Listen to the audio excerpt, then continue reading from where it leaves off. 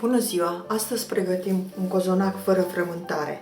Avem nevoie de 30 de grame de drojdie proaspătă, peste care punem puțin zahăr, cam o lingură de zahăr, amestecăm, activăm drojdia. Drojdia cu zahărul se dizolvă, se lichefiază, apoi punem puțin lapte călduț, toate produsele pe care le folosim să fie călduțe, făina să fie cernută, din 550 de grame de făină, cât avem nevoie, facem maiaua. Din cele 550 de grame am luat 2 linguri. Facem ca o smântână și lăsăm la dospit într-un loc călduț. 5 minute, 10, depinde cât este de cald, dospește repede. Nu uităm de ea că dă pe afară. Peste laptele rămas, deci am avut 320 de ml de lapte în total, am pus și la maia, peste cel rămas, punem 3 gălbenușuri cu o linguriță de sare, amestecăm bine. Gălbenușul frecat cu sare se mai intensifică culoarea galben, îl punem peste lapte, punem și o fiolă de esență sau zahăr vanilat sau ce arome dorim, coajă de lămâie, ce ne place, la arome după gust. Și 150 de zahăr. Din zahăr am luat puțin și am pus și la maia din același zahăr. Amestecăm bine și așteptăm să dospească maiaua.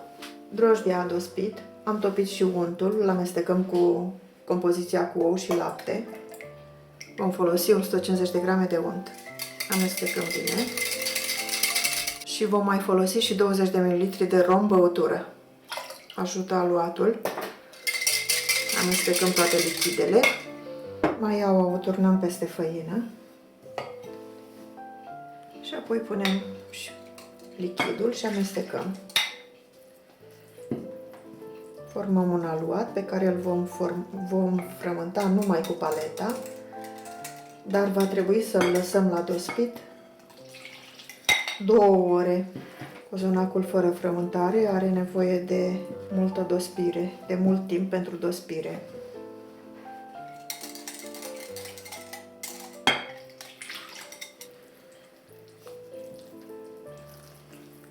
Amestecăm bine până intră toată făina. Să nu mai vedem deloc urme de făină. Și asta e tot. Totul e să așteptăm să dospească.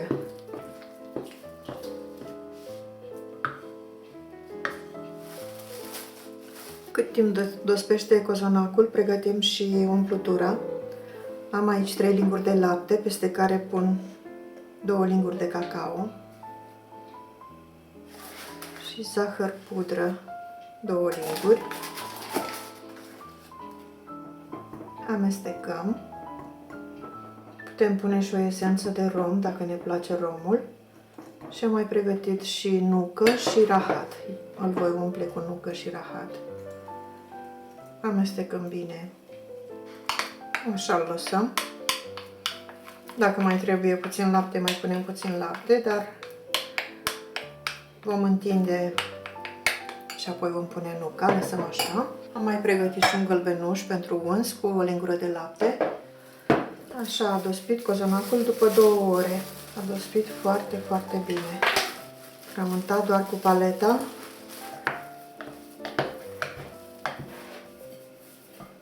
Îl scoatem pe masă ca să-l umplem. Aluatul este foarte bun pentru cum nu a fost frământat deloc, dar trebuie să avem o făină bună.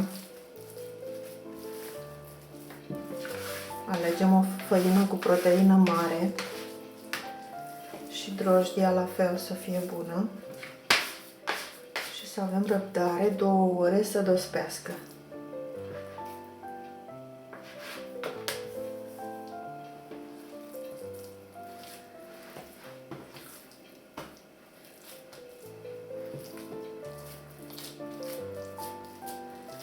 Îl întindem cu mâinile, nu e nevoie de sucitor, se întinde foarte bine.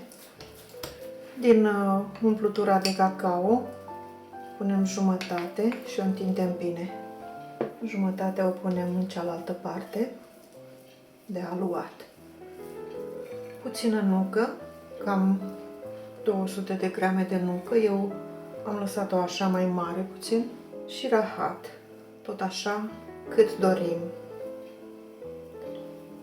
Putem pune și stafide și rulăm strâns.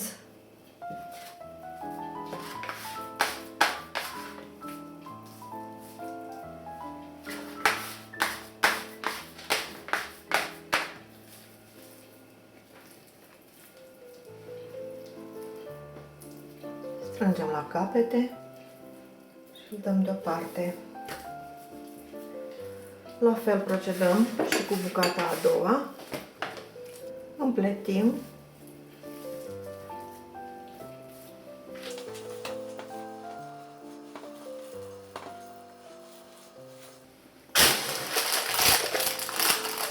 Îl așezăm în tava cu hârtie de cop și îl lăsăm din nou la despit o oră până se umflă bine cât tava. A trecut o oră, a dospit cozonacul din nou și la tavă. Îl dăm cu gălbenuș de ou, cu o lingură de lapte. Torul l-am pus la preîncălzit, îl coacem la 160 de grade primul sfert de oră și apoi urcăm la 170-175 de grade următoarele 3 sferturi de oră. Facem proba cu scobitoarea. Când scobitoarea iese curată, cozonacul este copt. Îl decorăm cum dorim. Eu îi pun niște zahăr granulat. La cuptor. Așa este cozonacul fără frământare. I-am făcut proba cu scobitoarea, s-a copt. Îl acoperim și îl lăsăm în tavă până se răcește aproape un sfert de oră, 20 de minute. Apoi îl scoatem pe grătar. S-a răcit cozonacul, să vedem cum arată și în interior. Este un cozonac mare de 1,5 kg. Deci arată grozav de bine. Așa este, un cozonac moale, pufos, foarte gustos, miroase în casa sărbătoare, mult mai bun decât orice cozonac făcut la supermarket, cumpărat de la supermarket. Așa arată. Este foarte bun. Amestecat doar cu lingura. Totul e să avem o făină bună și nu avem absolut nicio problemă. Nu mai trebuie frământare. O făină bună și o drojdie bună și acesta este rezultatul. Este grozav de bun. Spor la treabă și încercați, se face foarte ușor. Poftă bună!